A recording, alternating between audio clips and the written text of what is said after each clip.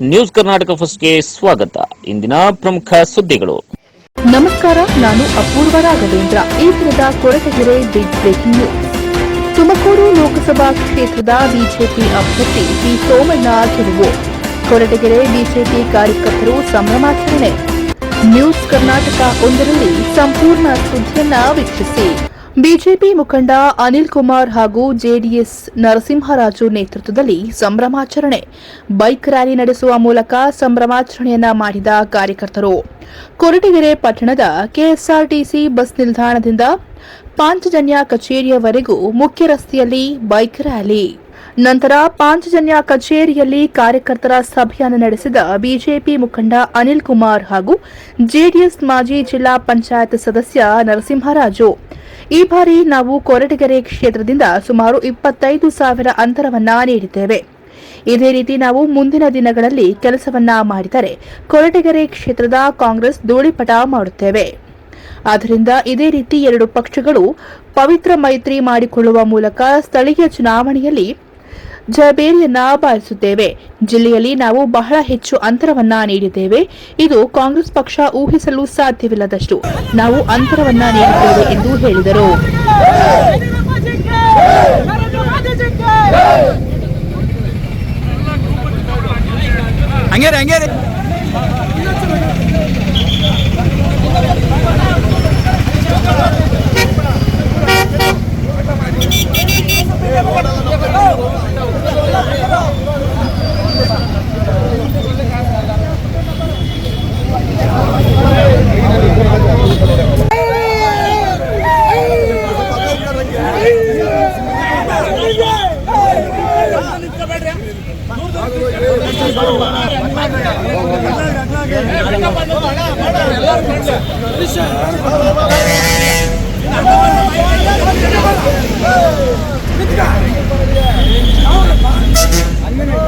ಗೋವಿಂದಣ್ಣ ಬಂದ್ ನೋಡ್ರಿ, ಗೋವಿಂದಣ್ಣ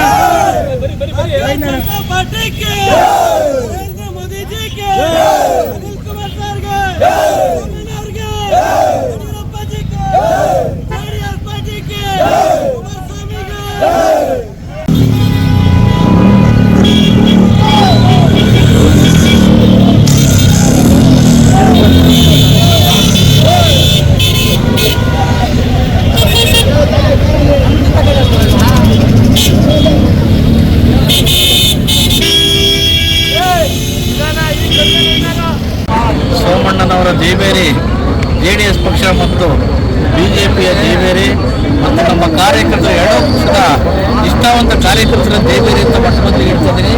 ಸೋಮಣ್ಣವರಿಗೆ ಎರಡೂ ಪಕ್ಷದವರು ನಿಷ್ಠೆಯಿಂದ ಕೆಲಸ ಮಾಡಿದ್ರಿಂದ ಇಷ್ಟು ಓಟ್ ಬಂತು. ಮೊಟ್ಟಮೊದಲಿಗೆ ಬಂದಾಗ ಇಲ್ಲಿ ನಾನು ಒಂದು ಮಾತು ಹೇಳಿದ್ದೆ, ಅವರಿಗೆ 95,000 ಓಟ್ ಬೀಳ್ಬೇಕು ನಮ್ಮದು ಬಿಜೆಪಿ ಮತ್ತು JDS ಸೇರೆ ಅಂತ ಹೇಳಿದ್ದೆ. ಅಷ್ಟು ಮತ ಹಾಕಿಸ್ತೀವಿ ಅಂತಲೂ ಆಶ್ವಾಸನೆ ಕೊಟ್ಟಿದ್ವಿ.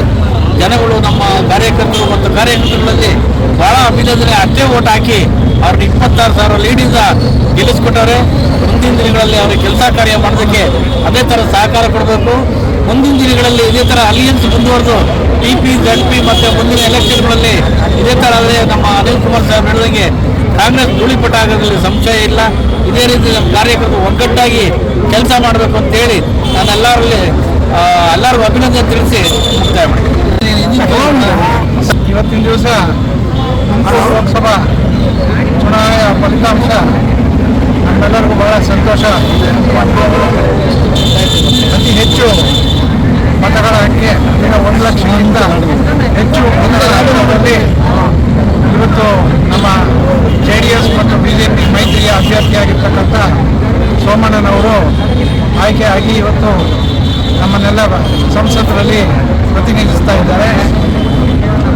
ಇವತ್ತಿನ ದಿವಸ ಏನು ಮತದಾನದ ದಿವಸ ನಮ್ಮ ಮಾಜಿ ಪ್ರಧಾನಮಂತ್ರಿಗಳಾಗಿರ್ತಕ್ಕಂಥ ದೇವೇಗೌಡರು ಏನು ದೂರದೃಷ್ಟಿ ಇಟ್ಕೊಂಡು JDS ಮತ್ತು ಬಿಜೆಪಿಯ ಜೊತೆಗೆ ಮೈತ್ರಿಯನ್ನು ಮಾಡಿದರು. ಆ ಮೈತ್ರಿಯ ಫಲಿತಾಂಶ ಇವತ್ತು ನಮ್ಮ ತುಮಕೂರಿನಲ್ಲಿ ಜಯಬೇರಿಯನ್ನು ಬಾರಿಸಲಿಕ್ಕೆ ನಾವು ಸಾಧ್ಯ ಆಗಿದೆ. ಅದರಲ್ಲೂ ಕೂಡ ಅತಿ ಹೆಚ್ಚು ಮತಗಳು ಇಲ್ಲಿ ನಾವು ಲೀಡ್ ಕೊಟ್ಟಿರೋದು ಅಂತ ಹೇಳಿದ್ರೆ ಕೊರಟಗೆರೆಯಲ್ಲಿ ಸುಮಾರು 26,440 ಹೆಚ್ಚು ಮತಗಳನ್ನು ಕೊಟ್ಟು ಜಯಬೇರಿಯನ್ನು ನಾವು ಇಲ್ಲಿ ಕೊಟ್ಟಿಗೆರೆಯಲ್ಲಿ ಮಾಡಿದ್ದೇವೆ. ಇದು ಏನು ತೋರಿಸ್ತದೆ ಅಂತ ಹೇಳಿದ್ರೆ JDS ಮತ್ತು BJPಯ ಮೈತ್ರಿಯ ಒಂದು ಶಕ್ತಿ ಏನಿದೆ ಅಂತಕ್ಕಂಥದ್ದು ಇವತ್ತು ಕಾಂಗ್ರೆಸ್ಗೆ ನಾವು ಇವತ್ತು ಕೊಟ್ಟಿಗೆರೆ ಕ್ಷೇತ್ರದಲ್ಲಿ ನಾವು ತೋರಿಸಿದ್ದೇವೆ.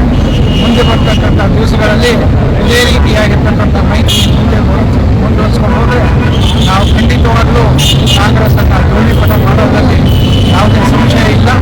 ಆ ನಿಟ್ಟಿನಲ್ಲಿ ನಮ್ಮ JDS ಕಾರ್ಯಕರ್ತರುಗಳು, ಮುಖಂಡರುಗಳು ಮತ್ತು BJP ಕಾರ್ಯಕರ್ತರು, ಮುಖಂಡರುಗಳು ಎಲ್ಲರೂ ಕೂಡ ಒಗ್ಗಟ್ಟಿನಿಂದ ಕೆಲಸ ಮಾಡ್ತೀವಿ. ಮುಂದೆ ಬಂದಂಥ ದಿವಸಗಳಲ್ಲಿ ಈ ಕ್ಷೇತ್ರದ ಅಭಿವೃದ್ಧಿಯನ್ನು ನಾವು ಹೆಚ್ಚಿನ ರೀತಿಯಲ್ಲಿ ನಾವು ಅಭಿವೃದ್ಧಿಯನ್ನು ಪಡಿಸಲಿಕ್ಕೆ ಏನೇನು ಬೇಕೋ ಅದನ್ನೆಲ್ಲವನ್ನು ಕೂಡ ನಾವು ಮಾಡ್ತೀವಿ. ನಮ್ಮ ಸರ್ಕಾರ, ಕೇಂದ್ರ ಸರ್ಕಾರದಲ್ಲಿ ಮಾನ್ಯ ಪ್ರಧಾನಮಂತ್ರಿಗಳಾಗಿರ್ತಕ್ಕಂಥ ನರೇಂದ್ರ ಮೋದಿ ಅವರು ಮತ್ತೊಮ್ಮೆ ಪ್ರಧಾನಮಂತ್ರಿ ಆಗ್ತಾರೆ. ಅವ್ರ ಜೊತೆಗೆ ನಮ್ಮ ಸೋಮಣ್ಣ ಅವರು ಕೂಡ ಮಂತ್ರಿ ಆಗ್ತಾರೆ ಅಂತಕ್ಕಂಥ ವಿಶ್ವಾಸ ನಮಗಿದೆ. ಆ ನಿಟ್ಟಿನಲ್ಲಿ ನಾವೆಲ್ಲರೂ ಕೂಡ ಕಾರ್ಯಪ್ರವೃತ್ತ ಆಗ್ತೀವಿ ಅಂತಕ್ಕಂಥ ಮಾತನ್ನು ಹೇಳ್ತಾ, ನಮ್ಮೆಲ್ಲರಿಗೂ ಕೂಡ ಎಲ್ಲ ಮತದಾರರು ಏನು ನಮ್ಮ ಮೇಲೆ ಇಟ್ಟಿರ್ತಕ್ಕಂಥ ವಿಶ್ವಾಸಕ್ಕೋಸ್ಕರ ನಾವು ಚಿರಋಣಿಯಾಗಿರ್ತೀವಿ. ಅವರು ಇಟ್ಟಿರ್ತಕ್ಕಂಥ ವಿಶ್ವಾಸವನ್ನು ನಾವು ಉಳಿಸ್ಕೊಡ್ತೀವಿ. ನಾವೇನು ಆಶ್ವಾಸನೆಗಳನ್ನು ಕೊಟ್ಟಿದ್ದೀವಿ ಅವನ್ನೆಲ್ಲ ಕೂಡ ಈಡೇರಿಸ್ತಕ್ಕಂಥ ಕ್ರಮವನ್ನು ನಾವು ಕೈಗೊಳ್ತೀವಿ ಮುಂದೆ ಬರ್ತಕ್ಕಂಥ ದಿವಸಗಳಲ್ಲಿ ಅಂತ ಹೇಳಿ ನಾನು ಮತ್ತೊಮ್ಮೆ ಮತದಾರ ಬಂಧುಗಳಿಗೆ ಧನ್ಯವಾದಗಳನ್ನು ಈ ಸಂದರ್ಭದಲ್ಲಿ ಹೇಳಲಿಕ್ಕೆ ಇಚ್ಛೆಪಡ್ತೀನಿ. ನ್ಯೂಸ್ ಕರ್ನಾಟಕ 1 ವರದಿ ಮುತ್ತುರಾಜ್ ಕೊರಟಗೆರೆ.